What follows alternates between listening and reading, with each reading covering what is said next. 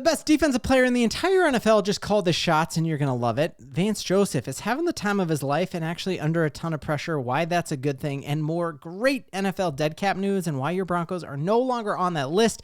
That and way more in this video. If you're new to the channel, I'm a diehard Denver Broncos fan named Ben, and it helps me in the YouTube algorithm out a ton if you like the Broncos, if you would like and subscribe. Sound off in the comments going into this next season. Who is the player or coach that you think is under the most pressure? Obviously, expectations have not been this high since we had Payton Manning as our quarterback. And so who do you think is the player or coach who has the most pressure going into next season? Incredible article in the Denver Post by Sean Keeler that says the person with the most pressure into next season, it's not Bo Nix, it's not Sean Payton, it's actually Vance Joseph, right? Last year, what he did with this team was absolutely wild. And as far as Bo Nix goes this year, his growth is going to be either enhanced or really slowed down by this Denver Broncos defense. We have crazy expectations, and rightly so, because what Vance did last year with this defense was wild. I love how this author put it. He said that basically Vance Joseph put together a top 3 defense with Pat Surtain, the best player on defense, and a bunch of Jenga blocks. And I completely agree with that. You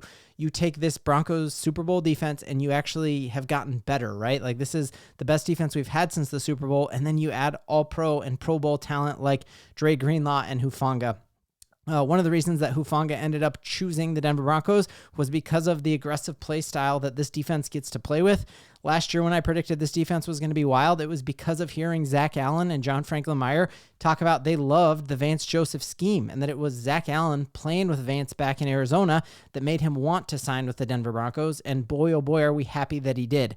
But unlike last year, Vance Joseph isn't going to be able to rely on the depth here, as he's given excuses. So in this article, they point out a kind of imaginative conversation between Sean Payton and Vance Joseph. Like, hey, why'd you let Jerry Jeudy just tear us up? Well, we didn't have Riley Moss. And then why did James Cook run all over us? Oh, we didn't have Alex Singleton. And how about Gus Edwards with the LA Chargers? Oh, we didn't have Alex Singleton. All of those excuses are off the table now as you go out and you get a Huffanga now with Alex Singleton coming back in the mix. You get a Huffanga being, I said Greenlaw, sorry, not Huffanga, but you get Huffanga to replace PJ Locke. You get your first overall selection in this entire pick is Jahdae Barron. So I think there's a tremendous amount of pressure on this Broncos defense, but I think they are up to the task. And you know who else does? Patrick Surtain himself, who came out, he was on a podcast episode with Beast Mode, Marshawn Lynch. It's called Get Got Pod, kind of a cool podcast name, I guess. And in it, they asked him specifically about playing against the Kansas City Chiefs this year. And he said, you know what? We are going to get after them boys. We're going to be able to close better than we did last year, and essentially calls his shot saying, hey, we are excited to play the Chiefs twice. And it's really interesting to read. I read articles on this, watched the actual interview as well. And this is their version of Predominantly Orange. It's called Arrowhead Addict. And you read in here that basically they're saying like, hey, we think the Denver Broncos eventually are going to take the AFC West back from Kansas City. And you're just seeing like they are already predicting that to happen. They're not saying that eventually the Chargers are going to take the AFC West or Geno is going to take them by storm. They know inevitably the Denver Broncos are taking that baton out of their hand and the AFC West is ours. And they're basically like, well, we think it's a little too early now. It's going to happen eventually.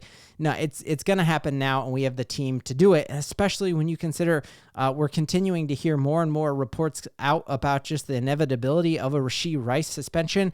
Dash cam footage has come out after his hit and run. He was going 120 miles allegedly and had an accident and then grabbed all of his stuff and walked past injured people and just left them on the side of the highway. And if you read the history of Roger Goodell with suspensions, he definitely has had massive suspensions, sometimes for hit and run accidents like that involving alcohol, and who knows what this is going to be. But I think at the very least, Rasheed Rice is out at least 8 games this season. Broncos don't play them till week 11. But, you know, worst case scenario, the Broncos play him and he's only had 3 games to get that groove in with that offense. Even Hollywood Brown last year, like the fact that he missed so many games early on, it stunted his chemistry with Patrick Mahomes. And I think same thing, Rasheed Rice, if you're coming off an injury last year and now a lengthy suspension, it could be almost 2 years since he had played football. I don't think he's going to step in and be the wide receiver 1 that everyone expects him to be. And so I think that's fantastic news. And even if he is, you guys, You got to remember, the Denver Broncos hit the quarterback more times than they ever had, even going back to talking about no-fly zone, right? Like, even when you had DeMarcus Ware and Von Miller, and Derek Wolfe, we hit the quarterback an insane amount. Looking here, Zach Allen hit quarterbacks alone last year 40 times.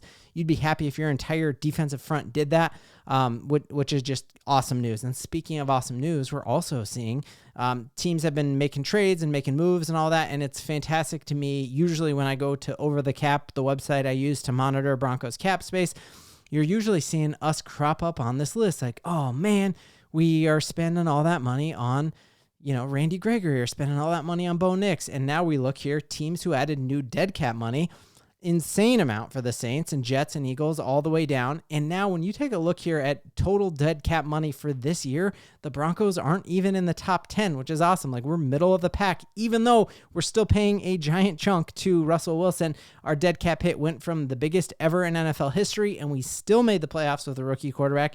And now you're looking here, the Broncos are at 12th here when it comes to dead cap. And watch this beautiful thing. When we switch to next year and you filter by dead cap money, we're tied for last in the league, having no dead cap money. You truly cannot underhype up what Sean Payton, what George Payton, and our ownership group have done to navigate the biggest dead cap hit and make the NFL playoffs, and then have all these big reporters come out and say, hey, we think the Denver Broncos are actually Super Bowl contenders this year. Doing it, you really cannot understate how wild that is.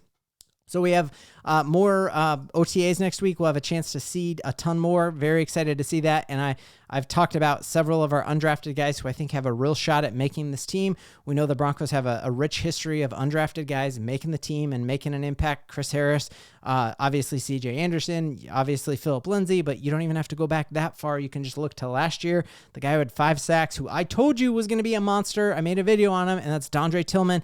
And there are several this year that I think are going to make this team and make us very interesting. I'm very hyped on Xavier Truss that I talked about from Georgia, and then also Clay Webb, the offensive lineman. But now I'm reading a lot about Kareem Reed, another Utah Ute. I don't know what it is about Sean Payton, but going all the way back in Broncos history to Tim Patrick. But then we look even last year with Devon Vele and Jonah Ellis. We have that connection with that Utah coaching staff, and Sean Payton loves plucking guys from there. 2 guys on our team last year were Utah Utes. And so you're hearing a ton about Kareem Reed just being a game wrecker and truly having a shot to make this team. And so that's a player I'm going to be watching.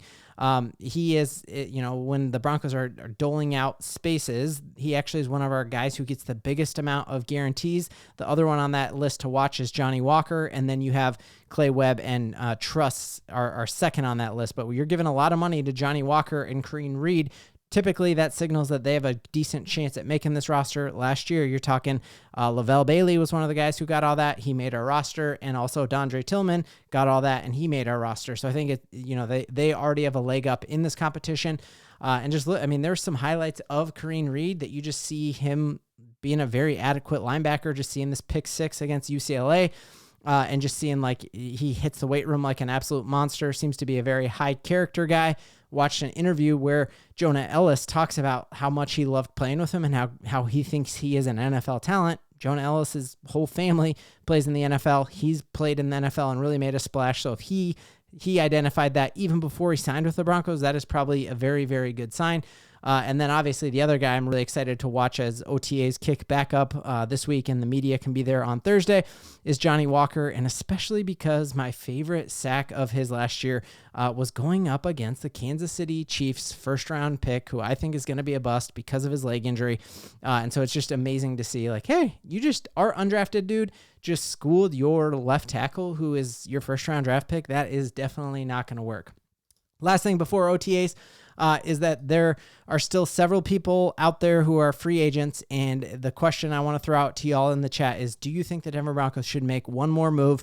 We just saw the cap space. The Broncos do still have some room that they could make a pounce this year on one of those top end free agents.